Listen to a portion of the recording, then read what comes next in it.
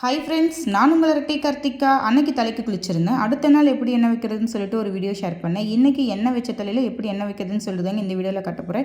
எப்பயுமே எண்ணெய் வைக்கிறதுக்கு முன்னாடி நல்லா நம்ம சிக்கு இல்லாமல் நல்லா சீவி எடுத்துக்கணும். அதுக்கப்புறம் உள்ளங்கையில் எண்ணெய் ஊற்றி அந்த எண்ணெய் வாக்கில் ஸ்ப்ரெட் பண்ணுற மாதிரி நல்லா அப்ளை பண்ணிவிட்டு அதுக்கப்புறம் முடி முன்னாடி பின்னாடி விட்டு நுனி முடி வரைக்கும் நல்லா பார்த்திங்கன்னா எண்ணெயை தொடை விட்டு அதுக்கப்புறம் முடியை பின்னாடி போட்டுட்டு எண்ணெய் வச்சுட்டு ஒரு 5 நிமிஷம் மசாஜ் பண்ணி விட்டுணும்.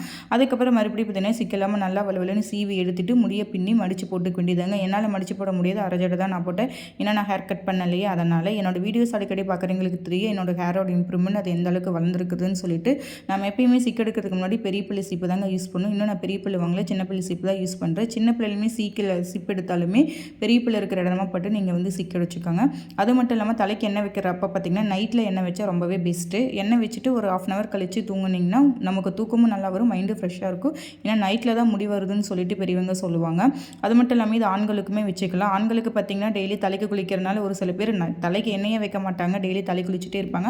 அதனால் நீங்கள் நைட்டு எண்ணெய் வச்சுக்கோங்க. அப்படி நைட்டு எண்ணெய் வைக்க முடியலன்னா உங்களுக்கு எப்போ டைம் கிடைக்குதோ பகல் ஈவினிங் எப்போ வேணாலும் நீங்கள் வச்சுக்கோங்க.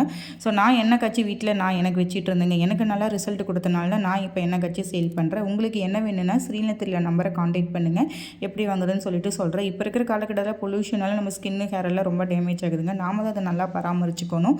ஸோ இந்த வீடியோ உங்களுக்கு பிடிச்சிருந்தா லைக், ஷேர், கமெண்ட், சப்ஸ்கிரைப் பண்ணிவிடுங்க. Tata, bye bye.